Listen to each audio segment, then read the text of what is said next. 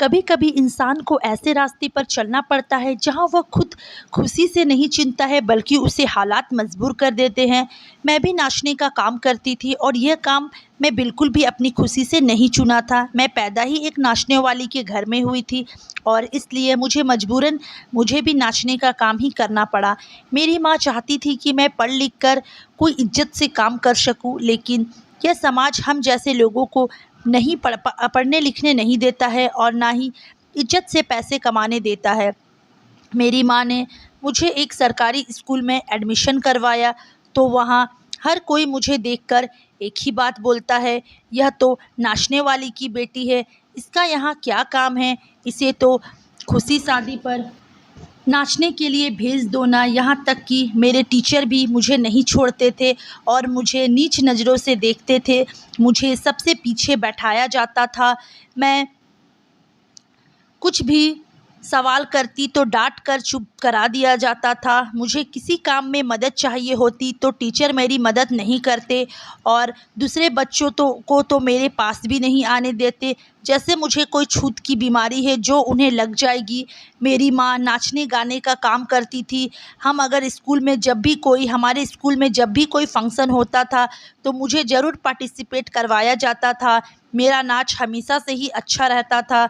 मैं तो अपने माँ के पेट से थी जब से मैंने नाच किया करती थी, इसलिए मेरे खून में ये काम बसा हुआ था। मैं स्कूल के हर फंक्शन में खूब नाचती थी। एक दिन स्कूल के फंक्शन में मेरी माँ आ गई तो उसका सर शर्म से झुक गया। उसने मुझे वहीं पर स्टेज के नीचे उतारा और कहने लगी, इसी काम से बचाने के लिए तो तुझे स्कूल भेजा था और तू यहाँ आकर भी यही करने लगी, तो फिर स्कूल क्यों आती है। मैंने रोते हुए माँ से कहा, मुझे तो मास्टर जी ने नाचने को कहा था।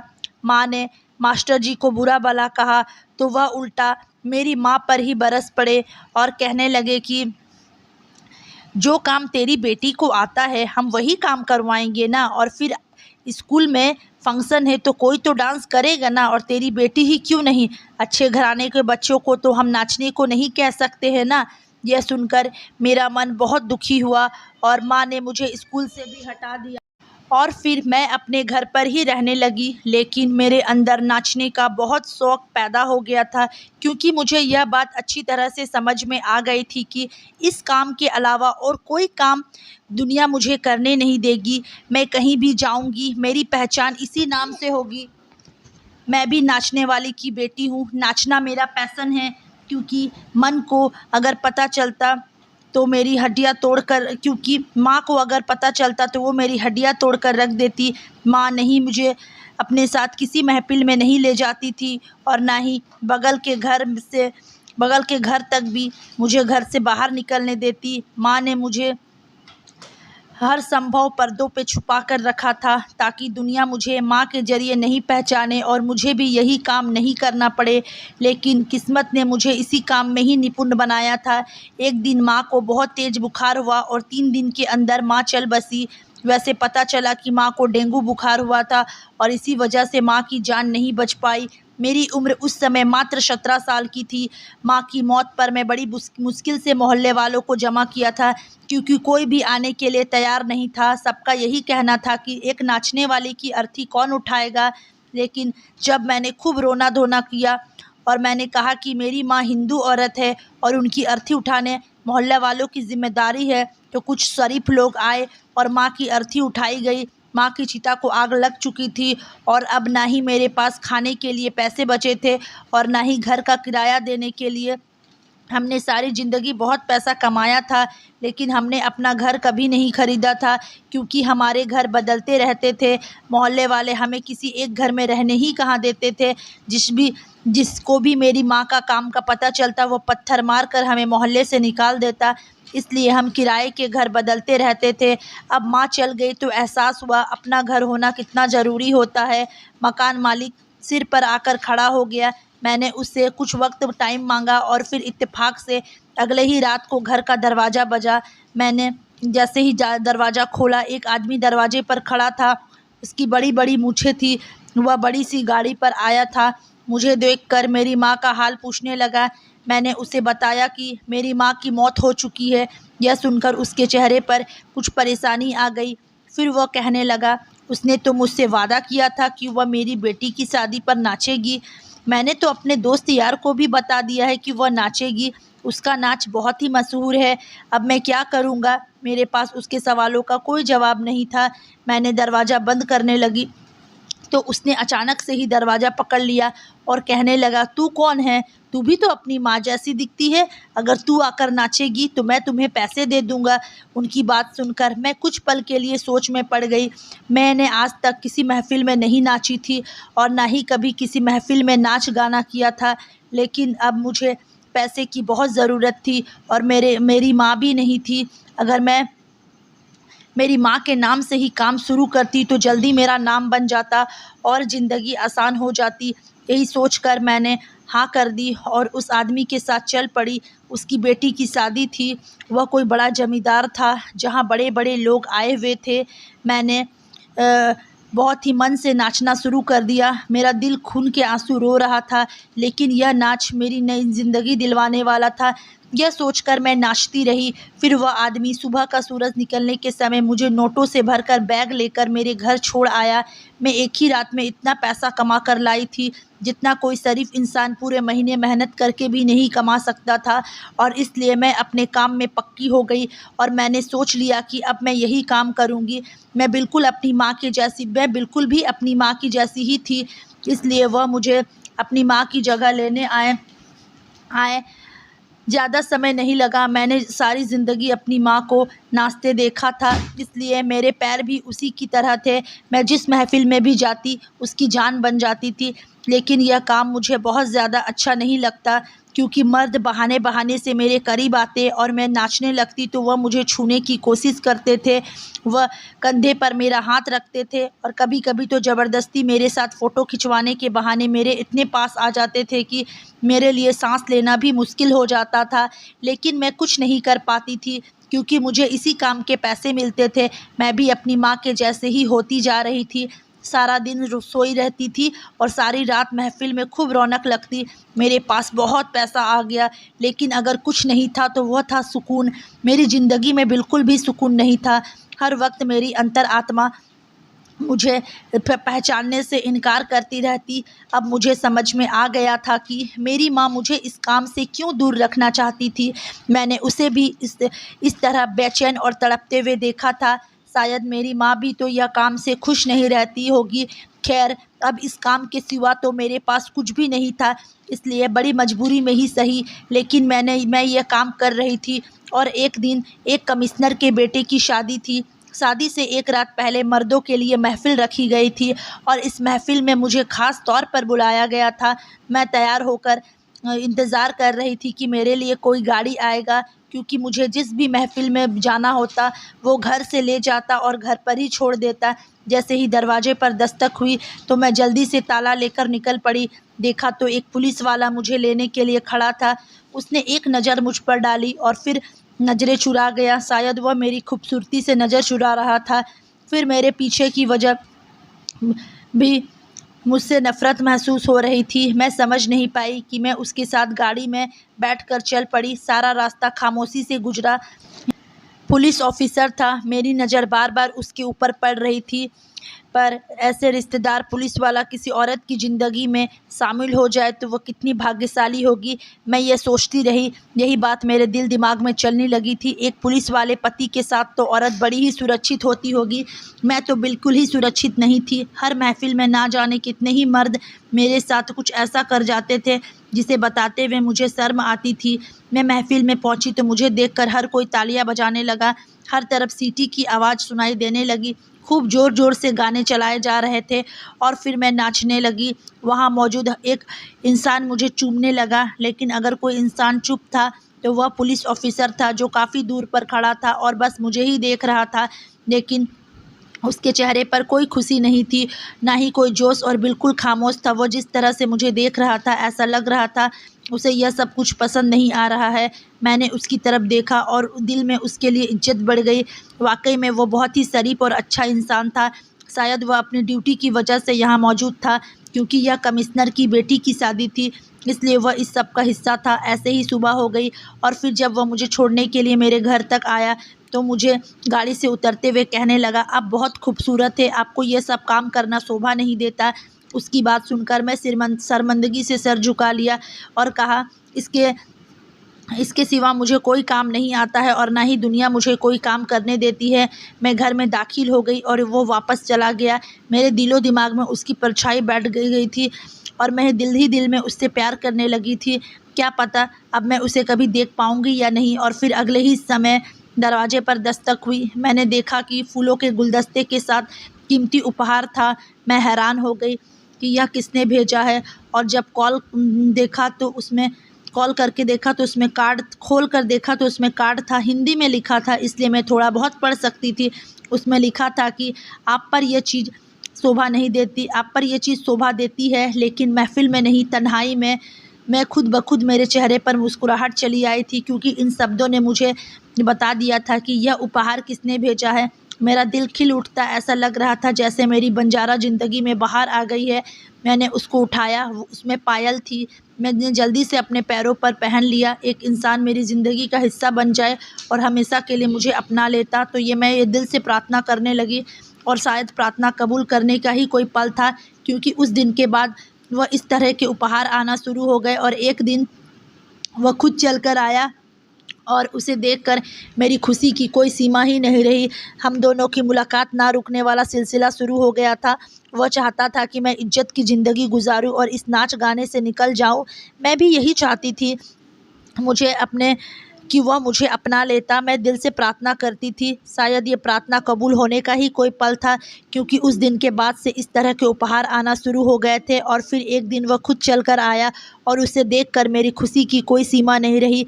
हम दोनों की मुलाकात ना रुकने वाला सिलसिला शुरू हो गया था। मैं इज्जत की ज़िंदगी गुजारूं और इस नाच गाना से निकल जाऊं। मैं भी यही चाहती थी, इसलिए मैंने भी उससे शादी की बात की और वह शादी के लिए तैयार हो गया। मेरे लिए इससे बढ़कर और क्या हो सकता था कि मुझे हमेशा के लिए सुरक्षा मिलने वाली थी। और फिर एक दिन चुपके से उसने मुझसे शादी कर ली और अब मैं उसके घर जाना चाहती थी और इज्जत की ज़िंदगी गुजारना चाहती थी। उसने कहा कि वह अगले ही दिन मुझे अपने साथ अपने घर ले जाएगा। और फिर मैंने अपना सारा घर को लॉक कर दिया और कुछ ज़रूरी सामान बांध कर उसका इंतज़ार करने लगी। रात के अंधेरे में वह आया रात के अंधेरे में वह मुझे लेने के लिए आया और वह मुझे लेकर एक बहुत दूर दराज इलाके में पहुंच गया। वहां एक छोटा सा घर था। मैं उस घर के अंदर दाखिल हुई तो मैं कुछ हैरान थी, क्योंकि वहां बहुत सारे लेडीज़ पुलिस बैठी थी। घर के अंदर लेडीज़ पुलिस को देखकर मैं हैरान रह गई। मेरे पति तो मेरे पीछे अंदर ही नहीं आए थे, वह गाड़ी लॉक करने के लिए रुके थे। वह पुलिस वाली औरतें मुझे ज़बरदस्ती कमरे में लेकर गई और मेरी जान निकल गई। मेरे 2 घंटे मैंने तकलीफ़ में गुजारे। मुझे समझ ही नहीं आ रहा था कि मेरे साथ ऐसा क्यों हुआ। मैंने तो अपनी खुशी से अपने आप को सुरक्षा देने के लिए इस लड़की से शादी की थी, लेकिन ना जाने वह कहाँ चला गया, मुझे इन औरतों के सहारे छोड़ गया था। औरतें मुझे टॉर्चर कर रही थी और मुझसे ऐसे ऐसे सवाल कर रही थी कि जिसके जवाब मेरे पास थे ही नहीं। मैं उनके किसी भी सवाल का जवाब नहीं दे सकी। उनमें से एक लेडीज़ ने किसी को फ़ोन मिलाया और वह कहने लगे कि राहुल से कि यह लड़की इतनी सीधी नहीं है, तुम इसे मासूम कहते हो, ये तो ज़ुबान खोलने को भी तैयार नहीं है। हम हर तरह से टॉर्चर कर चुके हैं, अब तुम आकर इसकी ज़ुबान खुद खुलवाओ। उस औरत के मुंह से राहुल का नाम सुनकर मेरा माथा ठनक गया और मैं रोने लगी। राहुल आखिर मुझसे क्या चाहता है? उसने मुझसे शादी क्यों की? मुझे तो लगा था कि वह मुझसे प्यार करता है, इसलिए उसने मुझसे शादी की। अब मुझे समझ आ रहा था कि असल बात तो कुछ और ही थी। उसे 2-3 घंटे सुबह औरतें मुझे जिस तरह के सवाल कर रही थी, मुझे उनका जवाब नहीं मालूम था। अगर राहुल भी मुझसे यही जानना चाहता था कि उसे भी कोई जवाब नहीं दे सकती थी। कुछ देर गुजरी, कमरे का दरवाज़ा खुला, राहुल अंदर आ गया और उसने उन औरतों को बाहर जाने का इशारा कर दिया। बाहर निकलते ही राहुल मेरे पास आकर बैठ गया और मुझसे कहने लगा कि मैं तुम्हारे साथ कुछ भी गलत नहीं करना चाहता हूँ। अगर तुम इन औरतों को सीधी तरह से बात बता दोगी तो ये तुम्हें इतना टॉर्चर बर्दाश्त नहीं करना पड़ेगा। मैं तुमसे सच में प्यार करता हूँ, मैं तुम्हें दर्द में नहीं देख सकता हूँ, इसलिए मैं यहाँ से चला गया था। लेकिन मुझे नहीं मालूम था कि तुम इतनी ज़िद्दी निकलोगी कि उनके सवालों का जवाब ही नहीं दोगी। मैंने रोते हुए राहुल से कहा, तुमने मेरे साथ धोखा किया है। शादी के नाम पर तुमने मुझे उन औरतों के हवाले कर दिया। ये क्या पूछना चाहती है? मुझे सच में नहीं पता। मैं नहीं जानती कि वह कौन सा राज है जो यह मुझसे उगलवाना चाहती है। मैं तो आपके साथ ज़िंदगी गुजारना चाहती थी, इसलिए मैंने तुम्हारे प्यार में खुद को तबाह कर दिया। लेकिन तुमसे अच्छा तो वो महफ़िल के लोग थे, मुझे पैसे देकर नचने के लिए बुलाते थे। कम से कम वो मेरा भरोसा तो नहीं तोड़ते थे। मेरी बात सुनकर राहुल कुछ पलों के लिए चुप हो गए। मेरे जख्मों से निकलते हुए खून को उसने अपने हाथ में पड़े रुमाल से पोंछा और कहने लगे, मैं सच में तुमसे प्यार करता हूँ, लेकिन अपने फ़र्ज़ और ज़िम्मेदारी की वजह से मैं मजबूर हूँ। मुझे तुम्हारे पीछे इसलिए लगाया गया था ताकि मैं तुमसे वह राज हासिल कर सकूँ जो राज तुम्हारी माँ ने मरने से पहले हमें नहीं बताया था। लेकिन तुम तो अपनी माँ की तरह बहुत पक्की हो। मैंने राहुल से कहा, मुझे सच में नहीं मालूम है कि तुम लोग किस फ़ाइल की बात कर रहे हो। मैंने अपनी माँ के पास कोई भी लाल रंग की फ़ाइल नहीं देखी है, और ना ही मेरी माँ पढ़ी लिखी थी, और हम किसी के घर में ना ही मेरी माँ उतनी पढ़ी लिखी थी कि किसी के घर से कोई फ़ाइल चुराती। पता नहीं क्यों तुम लोग हम पर इस तरह का इल्ज़ाम लगा रहे हो। हम नाचने वाले ज़रूर हैं, मगर चोर नहीं हैं। मेरी बात सुनकर राहुल हंसा और कहने लगा, तुम्हारी माँ इतनी सीधी नहीं थी जितनी कि तुम कह रही हो। वह बहुत ही शातिर औरत थी। बड़े बड़े लोगों के घर में नाचने जाती थी और उनकी कमज़ोरी को अपनी मुट्ठी में दबा लेती थी। ऐसे ही एक वक्त उसने एक मिनिस्टर के घर में बहुत अहम फ़ाइल चुरा लिया था। शादी के घर में कोई और उस पर नज़र नहीं रख सका, और वह इतने में फ़ाइल चुराकर भाग निकली। उस फ़ाइल में बहुत खुफिया जानकारी थी, दस्तावेज़ थे जो कि सरकारी था। अगर वह फ़ाइल नहीं मिला तो बहुत दिक्कत हो जाएगा। जिस दिन मैं तुम्हें लेने के लिए तुम्हारे घर गया, उस दिन ही मुझे पता चला कि तुम तो तारा की बेटी हो। इसलिए मैंने जानबूझकर तुमसे मोहब्बत करने का ढोंग रचाया ताकि बातों बातों में तुमसे फ़ाइल के बारे में मालूम कर सकूं। मैंने बहुत बार तुमसे पूछना चाहा, लेकिन तुम तो हर बार ही बात को ख़त्म कर देती थी। इसलिए मैंने तुमसे शादी कर ली ताकि मैं तुमसे राज खुलवा सकूँ। लेकिन अब मेरे ऊपर बहुत ज़्यादा दबाव आ रहा है कि मैं इस फ़ाइल के बारे में फ़ौरन जानकारी हासिल करूँ। इसलिए मैंने तुम्हें इन लेडीज़ पुलिस के हवाले कर दिया। अगर इन्हें हमारी शादी का नहीं पता होता तो ये तुम्हें इससे भी ज़्यादा टॉर्चर करती और ये राज उगलवा लेती। अब तुम खुद ही मुझे बता दो कि वह लाल फ़ाइल कहाँ है ताकि तुम्हारी जान छूटे और मैं तुम्हें अपने घर ले जाऊं। राहुल ने मुझे मोहब्बत से मेरी गालों पर हाथ फेरा और मेरे आँखों से आंसू टपकने लगे। मुझे सच में किसी फ़ाइल के बारे में मालूम ही नहीं था। मैं उसे क्या बताती? जो बात मुझे खुद ही पता नहीं था, मैं उसे कैसे बताती कि मेरी माँ ऐसी भी कोई हरकत करती थी? मैंने तो कभी उसे कोई सामान घर लाते नहीं देखा था। राहुल के हर बार पूछने पर मैंने उसे यही जवाब दिया तो उसे बहुत ज़्यादा गुस्सा आ गया और उसने गुस्से में मेरे मुंह में एक ज़ोरदार तमाचा मारा और कहने लगा, तुमने यह राज नहीं बताया तो मैं तुम्हें तलाक दे दूँगा और फिर तुम जेल के सलाखे के पीछे होगी। यह सुनकर मेरे कदमों तले से ज़मीन निकल गई और इसी डर से कि कहीं वह मुझे तलाक नहीं दे दे, मैंने झूठ कह दिया कि मुझे उस फ़ाइल का पता है। मेरी बात सुनकर उसके चेहरे पर चमक आ गई। मैंने उससे कहा, मेरी माँ ने वो फ़ाइल ज़रूर चुराई थी, लेकिन वो फ़ाइल को घर लेकर नहीं आई थी, बल्कि उसे रास्ते में ही किसी को दे दिया था। वो कौन था मैं नहीं जानती। मेरी माँ ने ऐसा क्यों किया वो भी मैं नहीं जानती। मैं पूरी तरह से झूठ कहकर अपनी जान बचाई ताकि मेरा रिश्ता बच जाए और मैं उस नाच गाने वाले माहौल में दोबारा नहीं जाना चाहती थी। लोगों की नज़रें अब मुझसे बर्दाश्त नहीं होती थी। मैंने राहुल के साथ अपनी ज़िंदगी को आगे बढ़ाने का फ़ैसला किया था। मेरे मुँह में से यह सब कुछ सुनने के बाद राहुल ने मेरा हाथ पकड़ा और मुझे अपने घर ले गए, अपनी माँ से मिलवाया और मैं अपनी इज्जत की ज़िंदगी जीने लगी।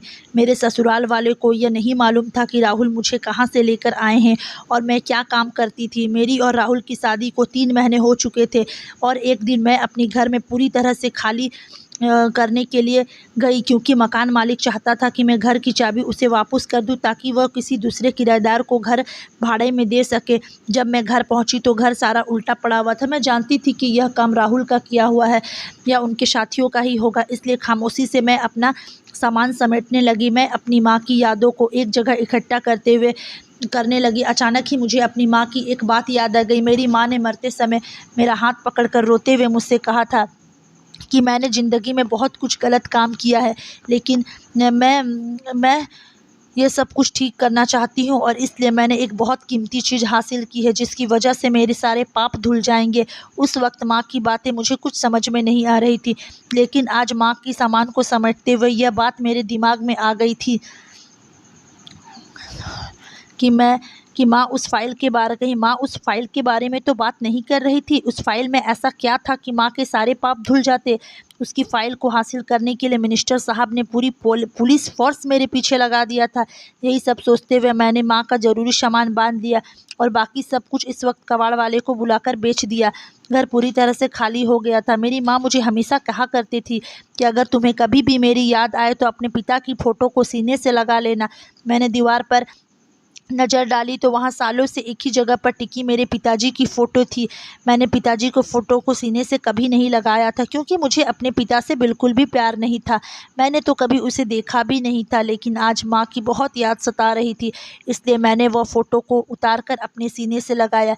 लेकिन इस वक्त मैं हैरान हो गई क्योंकि उस फ़ोटो के पिछले हिस्से में कुछ कागज़ साथ में लगे हुए थे। फाइल तो नहीं थी, लेकिन कुछ कागज़ ज़रूर थे। मैंने जल्दी से छुपा दिया। पता नहीं क्यों मुझे ऐसा लग रहा था कि यह सब लोग मिलकर इसी को ढूंढ रहे हैं। मैं पढ़ी लिखी ज़्यादा नहीं थी, बस थोड़ी बहुत हिंदी मुझे आती थी। मगर ये कागज़ तो अंग्रेजी में लिखे हुए थे, लेकिन मुझे जानना था कि इन पर क्या लिखा था। इसलिए मैं खामोशी से अपने घर से निकली, घर को ताला लगाया और अपनी पुरानी दोस्त के पास पहुंच गई, जो बहुत पहले मेरे साथ स्कूल में पढ़ा करती थी। कभी कभी वह मुझसे मिल लिया करती थी, लेकिन अपने घर वालों के डर से उसने मुझसे कोई गहरा संबंध नहीं बनाया था। उस वक्त घर पर कोई भी मौजूद नहीं था, मैं अकेले ही थी। मुझे देखकर वह बड़ा खुश हुई। उसे मेरी शादी की खबर मिल चुकी थी। मैंने जल्दी से वह कागज़ उसे दिखाया और कहा, मुझे पढ़कर बताओ ना, इस पर क्या लिखा है। मेरे कहने पर उसने तेज़ आवाज़ में पढ़ना शुरू कर दिया और मेरे सर पर तो जैसे आसमान ही गिर पड़ा। उसमें लिखा था कि मिनिस्टर के सारे काले कारनामे के लिस्ट थे। अपनी पोस्ट का फ़ायदा उठाकर मिनिस्टर लड़कियों का कारोबार कर रहा था।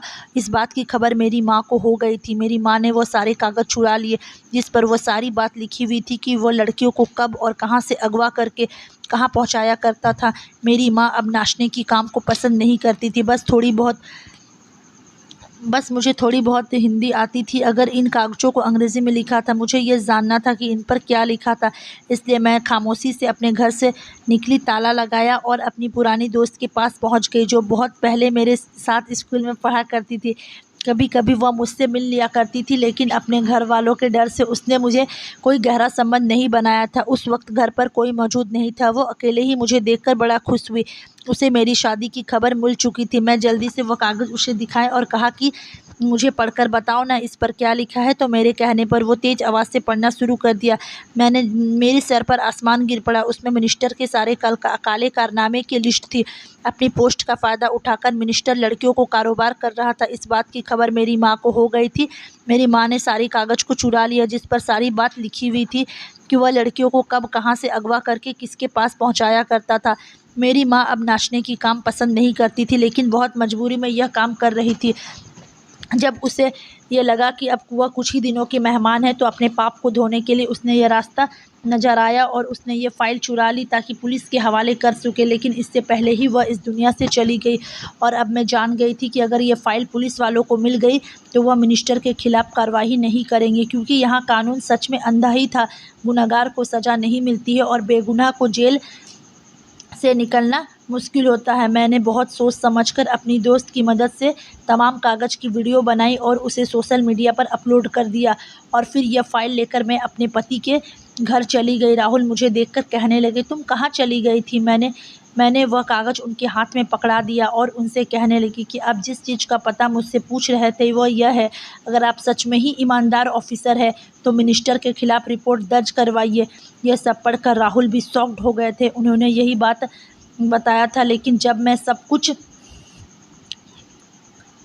बताया तो उन्होंने सारे कागजात खुद से चेक किया। उन्होंने मिनिस्टर साहब के खिलाफ रिपोर्ट भी दर्ज कर दिया।